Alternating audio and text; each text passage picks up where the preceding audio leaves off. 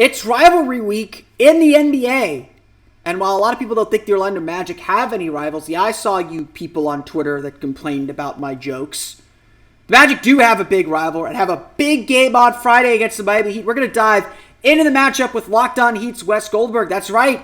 It's a crossover episode of Locked On Magic. You are Locked On Magic, your daily Orlando Magic podcast. Part of the Locked On Podcast Network. Your team every day.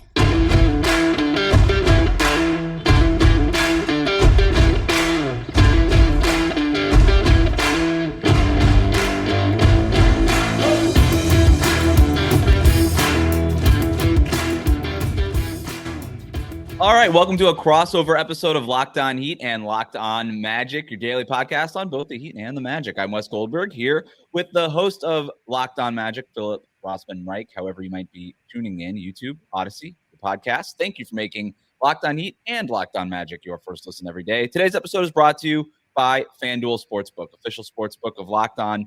Make every moment more. Visit FanDuel.com/LockedOn today to get started. All right, like I said, crossover episode for you all today, talking Heat Magic ahead of tonight's game. First time these teams are playing each other all season long here on a Friday night. So we're going to talk about the keys to the game for both teams and then look ahead to what both teams need to do before the trade deadline. So we'll get to all that. First, Philip, what's sort of the most interesting thing going on with the Orlando Magic right now? I mean, honestly, I think the most interesting thing is that this team is starting to come together. I mean, they're super young, obviously, one of the youngest teams in the league, but their starting group of Markelle Fultz, Gary Harris, Franz Wagner, Paolo Banchero, Wendell Carter has the second best net rating of any five-man group in the league that has played more than 100 minutes so far this year. So they're a team that's very young. They make mistakes. They have their struggles, but they are starting to kind of piece some things together. And you know, despite what some Celtics broadcasters might say, their record is, I don't think, indicative of how well they're playing or how good they can be. They do have ups and downs. They're young, like I said, but this is a team that's starting to figure some things out and is, you know, kind of on the outskirts of that play-in race, kind of looking in. How is Jonathan Isaac factoring into all of this? You know, he's playing 8 to 10 minutes per game right now. I'm not 100% sure he's going to play in Friday's game. I imagine they'll hold him out of back-to-backs. They have a home game Saturday against the Chicago Bulls in Orlando. So I'm not 100% sure he'll play on Friday. But he is already kind of stepping in and making an impact. You know, again, you expect him after the long layoff to have a little rust, but defensively, he's all there. He's still a huge presence defensively, even if he's not all the way back to where he was in 2020. But, you know, he's getting his feet wet and contributing to a team that's, you know, won its last two games now. I want to talk about the two young guys, Paolo Banchero and Franz Wagner, a little bit more. Let's start with Paolo. This is going to be Heat fans here in Miami, their first opportunity to see him live if they're going to be going to the game, and obviously their first time to watch them play their team if they're watching just on television. But I love Paolo. Everybody loves Paolo. If you're an NBA person, you love Paolo. I don't know that he's in that sweet spot where nobody dislikes Paolo Banchero right now. Except for DeJounte Murray. Except for DeJounte Murray. That's right. Talk to me about, maybe I'm wrong here, but I feel like Paolo, we know the talent, the size, all of it, right? And the scoring numbers, he's going to win Rookie of the Year, whatever. We know all this. I feel like something with the Magic has also sort of shifted. They're not winning a ton of games, but they feel like that they're confident. They feel, is that a Paolo thing? Is there sort of like an aura around him? Does he have those leadership qualities? Like, what's going on there? I mean, I think, I don't want to say it's all a Paolo thing, but it definitely, like, winning the number one pick and getting a guy who is putting up numbers as a rookie that we haven't seen since, like, Blake Griffin, LeBron James, like the kind of statistics that we're talking about with Paolo Banchero, we're talking about elite level players in the league right now and in history. You know, like, he's doing things as a rookie that the Magic haven't seen since Shaq, which right. again, Magic history isn't that long, so maybe that isn't that as impressive, but he's doing things that we haven't seen as a rookie since, you know, Blake Griffin had a great rookie year, since LeBron James, right. You know, like, those are the kind of people and rookie seasons we're comparing Paolo to. So there is definitely something to it that Paolo is kind of the catalyst for changing everything and kind of changing the confidence in the way this team plays. He is someone that this team feels very comfortable giving the ball to and saying, go get us a shot, go get us to the foul line when we need a basket. He wants to be a good teammate, and he is a good teammate, but it definitely feels like there's a lot of Magic players just trying to say like, hey, we need you to push us sometimes. We need you to kind of get us going sometimes. And that's a lot to ask of a rookie, of any young player, but especially a rookie. And he has kind of taken to that role and really succeeded in it. You'll see, I'm sure, I'm really interested to see how Miami matches up with him, because I imagine they will put Jimmy Butler on him, and they will put their best defender on him and try and lock him up one-on-one. And frankly, it's been a while since we've seen Paolo Banchero get one-on-one coverage, because every team is just sending double and triple teams his way. Obviously, that size is going to be a huge factor. So maybe you might see Bam Adebayo, but Paolo Banchero is the kind of guy that demands that you put your best defender on him to try and stop him, or he's going to score and pretty much score with ease. Jimmy Butler is saying today after practice that he is going to play Friday night. He, of course, missed the Celtics game earlier this week. So I think you're right. I think Jimmy Butler is the guy. I don't know. You can't really put Bam on him too much unless they're going to switch a lot. And sometimes the Heat kind of vacillated between switch everything and switch some of the things. But with how much size that the Magic have on the floor at this, especially kind of having people at that center spot, I don't know that you can really afford to move Bam around. So it's going to be Jimmy. Caleb Martin will probably see some time, even though he's going to be giving up some size in that matchup. But Caleb's always giving up size in almost every matchup. But in terms of where the Miami Heat are, they're 16-6 in their last 22 games coming into this game. They're now outside of the play-in tournament. They're they're the 6th seed in the East. They're number 1 in the Southeast Division because it feels like they always are. Even if someone's got to be. Someone has to be. It feels like if the Heat were like 15-30, they would still be first in the Southeast Division. They're always first in the Southeast Division. They probably just don't update it because they just assume. So the Heat are 27-22, 5 games over 500 for the first time all season. All of this stuff basically adding up to like what you said with Orlando. You said like the Magic kind of feels like they're kind of coming together now. You're getting some of your guys back and all this stuff. With the Heat, it's very similar. They're healthier than they've been all season long. It feels like they've figured out sort of how it is that they want to play on both ends of the court after having, losing PJ Tucker and some other guys in the offseason. All right, defensively, they kind of figured it out. Bam Adebayo, Defensive Player of the Year candidate. Everything's around him. Offensively, it's just a lot of Tyler Hero and Bam Adebayo pick and roll. Jimmy Butler kind of picking his spots, cutting off ball and all that kind of stuff, getting into his post-ups and bully ball stuff every so often. And then everybody else is trying their best to space the floor, even though they haven't been hitting threes all year long.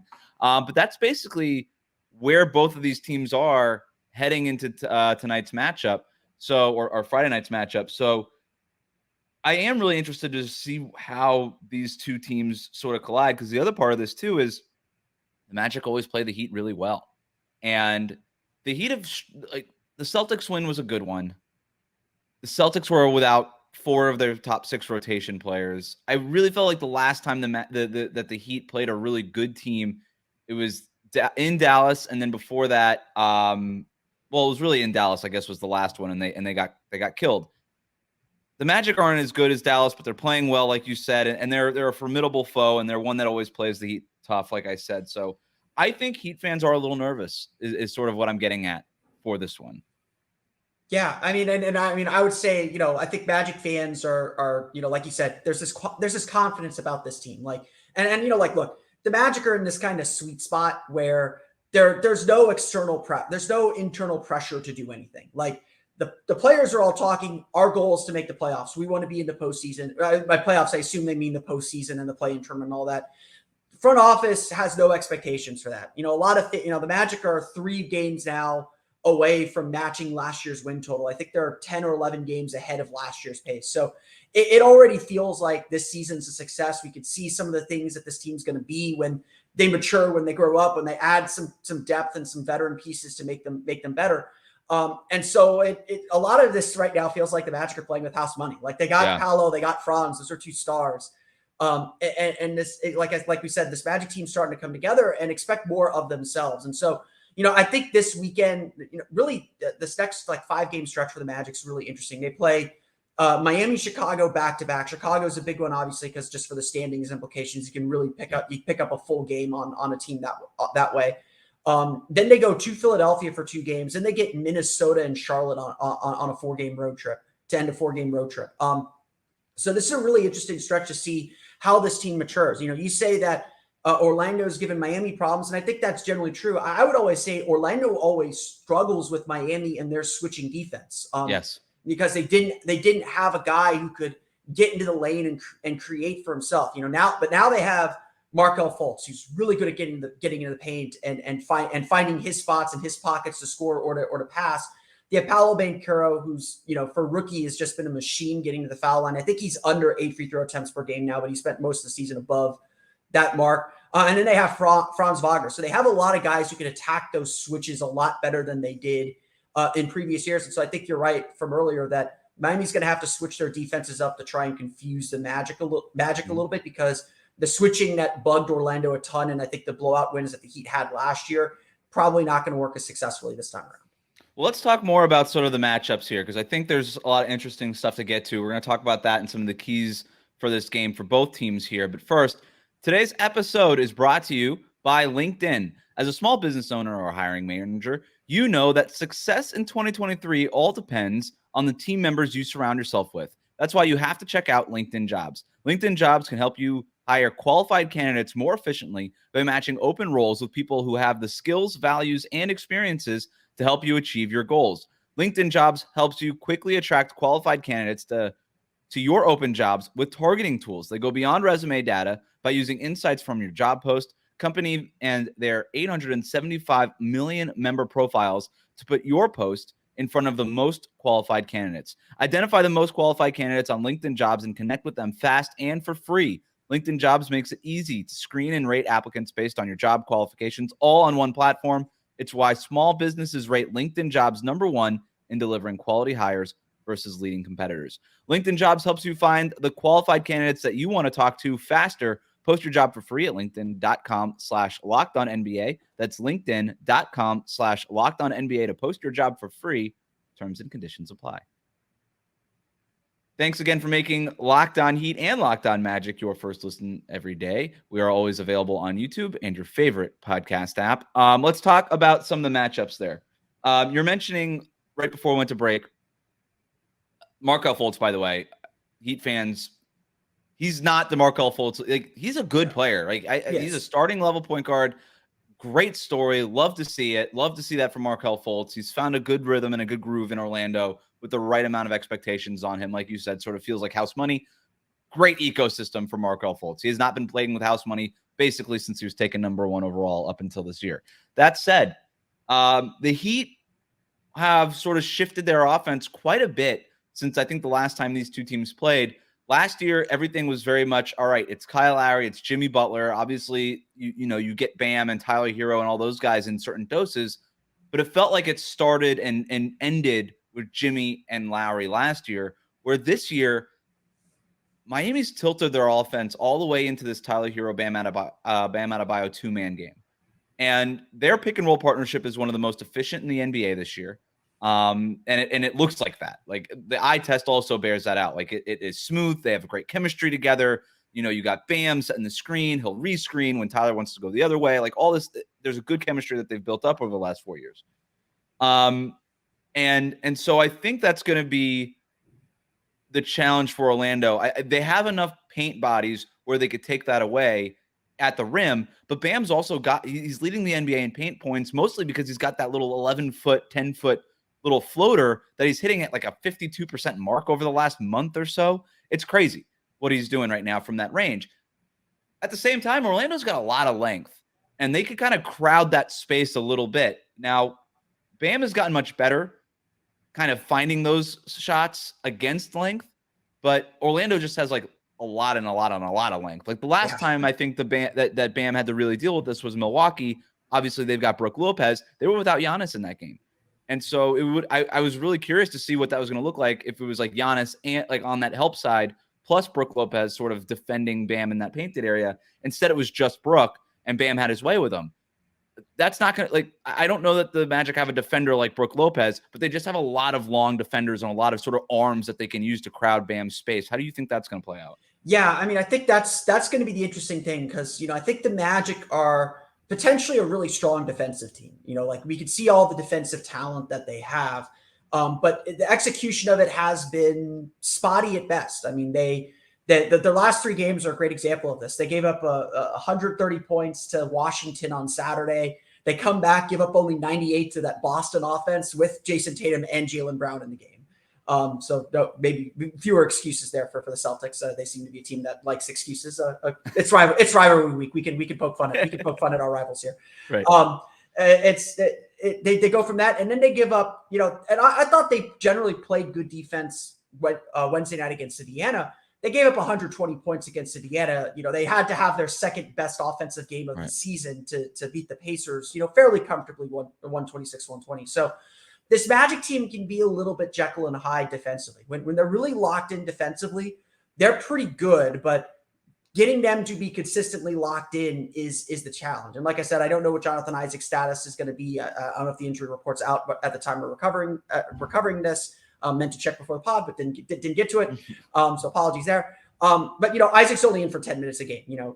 The Magic, their defense is really predicated on their ability to position themselves. And so that pick and roll that you're talking about is going to be really interesting to watch because they'll have whoever Tyler Hero is whoever's defending Tyler Hero, they'll have him trail, they'll have Wendell Carter show, and then it'll be up to Paolo Banchero or Franz Wagner to be the low man and cut into the middle and cut off the paint. And so some of those short rolls that Bam Adebayo likes might be there. There might be a contest. There might be Paolo Banchero, 6'10" dude in his way as Wendell Carter recovers.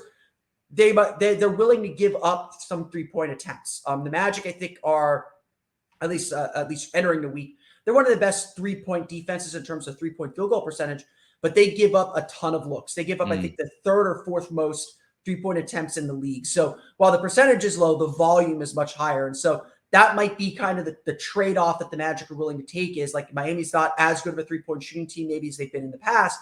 They're willing to give up some of those threes and make Adebayo a passer from the paint rather than give up those paint points. But Orlando's paint defense can get ripped apart too. So this is a young team. Young teams are inconsistent. But this Magic team's defense can be touch or go. It can be really dangerous. It can be really deadly. But at times it can also be really porous. Just check the injury report while you were talking. And Jonathan Isaac is not on the latest one as of 2:30 on Thursday afternoon. No, I think you're exactly right. Like they have the bodies and they might be able to do something at that on that first action, right? Defensive, like it's Miami is so good at getting to their second and third actions though. Like they have really figured out what it is that they want to do offensively. They want to kind of start with that Bam and Tyler thing, 2-man game as their initial trigger. But from there, they've got Jimmy Butler sort of wandering the dunker spot. And Bam is such a good playmaker and passer that he's going to find that dump off 9 times out of 10, right? And so that's that second layer. And then Jimmy Butler, like once he's like 5 feet within the rim, like good luck. He's just going to put an elbow into your chest and he's going to score. And he's probably going to draw a foul. And then the other part too is like beyond the dunker spot stuff, they do a good job of moving off ball. They have guys that stand in the corners, but it's more than that too. Like they've got guards setting screens for guards. They're always sort of, their 3-point shooters are always moving off the ball. And so there's just a lot of layers on offense for Miami beyond just that initial trigger, which is that Tyler Hero, Bam Adebayo pick and roll. But you also hit the nail on the head too. It's like they can do all that fun stuff from 3-point range and move off the ball, and it's all pretty and it's all good. And then the shot just clanks off the front of the rim, which has been it's been like the case all season long. So that's sort of been the story with Miami is like, are those threes going in? Yeah. This team looks like they can win the finals. If they're not, like they kind of have to figure out other ways to win. To me, the key to this game, the Magic turn the ball over a lot. Yep, I was about to say that.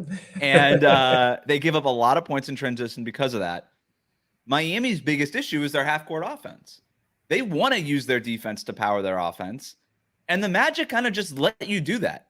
And so I think like this game is going to come down to how many points do the Heat score in transition. Yeah, I agree completely. I was actually just about to bring that up because I think generally the Magic's half-court offense is fine. I don't think it's like the best in the league or anything, but it's this team is 20th, 21st, 22nd, 23rd in defensive rating overall. I would imagine their half-court offense is in the teens. Like they're fine, but where they get killed is they make a ton of mistakes, and it's turnovers, it's fouls. So when the Magic's defense gets in trouble, as it did, frankly, Wednesday night against Indiana, which is how you lose a 17-point lead and have to kind of go into a shootout with a team on the second night of back-to-back at home, you turn the ball over a lot and you foul a lot. And that's I think those are young team mistakes. Like, again, for sure. Terrence Ross is the only player on the Magic who's older than 30, and he's out of the rotation right now that Jonathan Isaac's back. Like, their Magic are playing Isaac. They're playing they're playing Bull. They're playing a couple other players. But this Magic team does get into the bad habit of throwing the ball around a little bit, of trying to do too much, of being unable to kind of get the offense going, and then they start forcing things, and that's where teams really pounce on them. So the key, there's usually 3 points that I look for when I'm watching a Magic game to determine whether the Magic did the right things and had a good chance to win. Points in the paint are the first. If the Magic are able to win the points in the paint, their offense is usually working pretty well. If the Magic are winning the free throw battle, that usually means they're playing pretty well. The Magic, I think, are 3rd or 4th in the league in free throw rate this season, which is a complete reversal of what the last decade has been for this team since Dwight Howard left. Paolo Banchero's has that much kind of fouling gravity. So it's a very real thing. And the third is turnovers and points off turnovers. If the Magic are turning the ball over, they're not getting their defense set. Their communication is better. I think they're better in transition than they were, say, a month ago, earlier in the season. But if you're giving up a lot of transition points, a lot of transition opportunities, you're probably losing a lot of games. And so it's something that this team has to reel in, and it's something that this team is fighting for to be more consistent with. The Magic also has some interesting veterans on the roster. Some decisions maybe to be made before the trade deadline. I know the Heat have been in the rumor mill a lot lately. Kyle Lowry has been out there. Are they going to try to go get a power forward? All this stuff. But I do wonder if the Orlando Magic and the Miami Heat might have something to do together. We're going to talk about that next here on our crossover episode of Locked On Heat and Locked On Magic, which is brought to you by FanDuel. The NFL playoffs are here. We're really excited about our new sports betting partner for the Locked On Podcast Network because they're the number one sports book in America. It's FanDuel. And if you're new to FanDuel, that's even better. They have so many great features that make betting on sports fun and easy. New customers join today to get started with $150 in free bets guaranteed when you place your first $5 bet. So you place $5 and you're getting $150 in free bets back. Just sign up at FanDuel.com/lockedon. FanDuel has all of your favorite bets from the money line to point spreads to player props. Plus, you can even combine your bets for a chance at a bigger payout with same game parlay. We mentioned the NFL playoffs, conference championships this weekend. You've got San Francisco in Philadelphia. The Eagles are favored by 2.5 points. Cincinnati in Kansas City. The Chiefs are favored by just 1 point. Don't overthink this, people. If you think that the Niners or the Bengals are going to pull off the upset, just bet on them. Don't worry about the line. They're that close. At least that's my advice. All on an app that's safe, secure, and super easy to use. So football fans don't miss out. Place your first $5 bet to get $150 in free bets, win or lose, at FanDuel.com/lockedon. Make every moment more with FanDuel, official sportsbook partner of the NFL. All right, let's do this. Trade deadline, February 9th. What are the Orlando Magic kind of looking to do? They don't strike me as buyers, but they have some interesting players. Terrence Ross, Gary Harris, sort of veterans that maybe playoff contenders might be looking to acquire. Mo Bamba has sort of been out there. What are the Magic looking to do before the deadline, if anything? Yeah, I'm honestly, I am trying to wrap my head around what the Magic want to do at the deadline too. I think generally, they like the group that they have and they want to see it continue to grow. They're not, like Jeff Weltman, the president of basketball operations for the team, has come out and said, we're not looking for the sugar high of a playoff seeding. We're looking to not skip steps in this process and give this team the chance to get better and not, kind of ruffle the boat.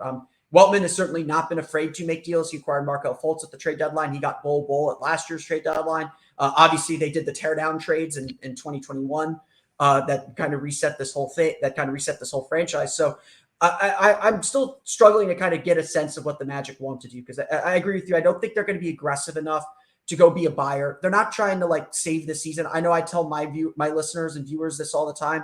This season is not about this season. Right. If the Magic make the play-in, great. That means they accomplished a lot of the things they wanted to accomplish. If they don't make the play-in, it's not a reason to panic, because this team has shown tremendous growth, and you're going to see what this team needs to kind of take those next steps. And I kind of say this too, like the deadline's about buyers and sellers. It's about who has something that another team wants real fast. How do you set yourself up for the offseason? The Magic have a ton of draft picks. They got all their own picks. They got Denver's pick in 2025. They got a Denver first in 2025. They got Chicago's pick in this year's draft if it's not in the top 4. They got a ton of second-round picks. Do they really need to go out and get another couple picks? Is that really going to help this team? They're already too young. If anything, right, the big goal that the Magic should have this season is, to start either consolidating some players, like trading 2 young players for a veteran player that will fit the rotation, or kind of clearing the way so that other young players can play. Like I personally believe that, they want to play their second-round pick, Caleb Houston. He's been played sparingly this year. He's been really effective when he's been in, or fairly effective when he's been in, but there's just no room to play him right now. But they're running a 10, 11-man rotation. Terrence Ross isn't even playing right now with Jonathan Isaac back. So, I think it's hard to get a sense of what the Magic want to do.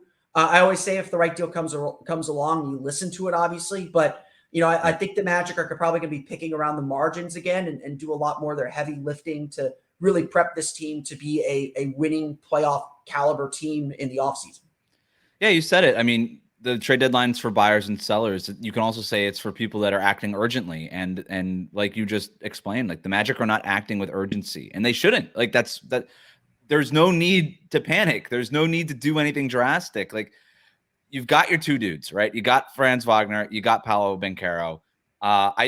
I know that there's been some like, hey, are the Magic like a Fred VanVleet destination? Like, I don't know. Like on paper, it kind of makes sense, but they got cap room this summer if they want to sign him. Right. If they want to sign him, so why give up anything this year unless you need his bird rights to convince him to be here? Like, and I'm also not. I'm not sure that's the right deal anyway. Yeah, there's still more to see with Fultz, and I'm not going to give up on Jalen Suggs for a long time. I love him, so I think that there's like, all right, there's enough to still see there. Like, there's no reason to sort of make that move. I do think that there's something to be said about Terrence Ross and Gary Harris. Like you said, veteran guys, if the right deal comes along, why not? Add some picks, add some younger players, maybe consolidate, free up some space, for some of the more younger guys to get minutes and stuff like that. In terms of what Miami's looking for, Terrence Ross makes sense for the Heat. I don't know how he's making $11.5 million expiring. Yeah, there's no real way to stack the dollars for Miami to get there. The Magic have worked really hard to just be really financially flexible. Like all their contracts that they've signed have a lot of non-guarantees. Like Jonathan Isaac's contract for next year is completely non-guaranteed. They're going to pick that. They're going to pick that guarantee up. Like that's no loss to them. But the highest paid player on this team has a non-guaranteed deal. Gary Harris signed a 2-year deal. Next year's non-guaranteed. Mo Bamba signed a 2-year deal. Next year's non-guaranteed. I know the Heat are trying to pawn Duncan Robinson on whoever. I was just going to say. I was about to do the for Heat fans. What that means is no, the Magic are not taking Duncan Robinson. Exactly. I mean, but like there's a couple other guys I think the Magic could and should be interested in. Like I would say the biggest immediate need for the Magic, like if the Magic are looking to shore something up for this season, they need a backup center. Because Wendell Carter plays center. Yeah, they could do small ball lineups with Paolo or possibly even Jonathan Isaac at center, but their 2 backup centers are Mo Bamba and Mo Wagner. Mo Wagner's been more than serviceable. He's been solid, but he's not much of a paint presence. He's a positional defender, but when his positioning's off, he gets in trouble. And he gives you a little bit offensively, but not a ton. He's a great third center. I think he's done fantastic. And then you have Mo Bamba, who still has all this potential. He has a big game here and there, but his defensive presence and defensive understanding aren't as strong as they should be for someone who's been in the league as long as he has and has the length and block and shot blocking potential as he does. There's a reason why the Magic are openly shopping him. And so, there's a couple players out there, like Isaiah Hartenstein was a guy that was linked to the Magic in free agency. He just signed, a 3-4 year deal? Yeah. I think the Magic might be interested in taking him off the Knicks' hands because he hasn't really worked out with New York. But at the same time, it's like, do the Magic want to commit 4 years to that kind of a player right now instead of keeping their books wide open for when they're really ready to make a play? And that could be soon. I know the Heat were interested in Mo Bamba in the offseason. Bamba obviously re-signed $20 million deal for 2 years, $10.3 million this year. He's another one of those kind of guys with the contract, $10.3 million next year, but that's non-guaranteed also. I do wonder if the Heat would circle that wagon again, but it's a tough dollar figure to get back up to. So you could start with like a $5 million Dwayne Dedmon contract, but then what? Like you'd have to throw Caleb Martin into that, and then it's like, all right, you're really going to start. You're going to trade a starter for Mo Bamba, and you just outlined all the issues with Mo Bamba. That doesn't move the needle for Miami. That would be taking a step back, even if you're sort of in on him in terms of his upside. That's not what you're not going to trade a ready-made starter right now in Caleb Martin for a guy for sort of a gamble. And look, if you're the Heat, like I don't care what your record is, you believe that's a championship capable team. Like that is the level that the Heat should be thinking and playing at. And so to make kind of a marginal move or a cost cutting move, that's throwing away a year on your window essentially. And that, but I mean, I know the reports have kind of been out there. That Butler window feels like it's starting to close a little bit. Yeah, it is. And that's the other thing. It's like, if you're going to make a move, you're looking to get somebody that's proven that, and look, David Ramil, my co-host, makes this point all the time, and it's a very good one. When you look at what the Heat have done in terms of midseason trades, they're not really taking they're not making the Rui Hachimura deal. You know what I mean? And I like that deal for the Lakers. That's a fine deal for the Lakers, but they don't make that deal. They make the Andre Iguodala, Jay Crowder deal like the year before they went into the bubble, right before they went into the bubble run. They go get proven veteran guys that they know can help for a playoff run. Like I said, I think Terrence Ross would be very helpful in Miami. That's the kind of guy that I think would make sense. Gary Harris, ditto for him.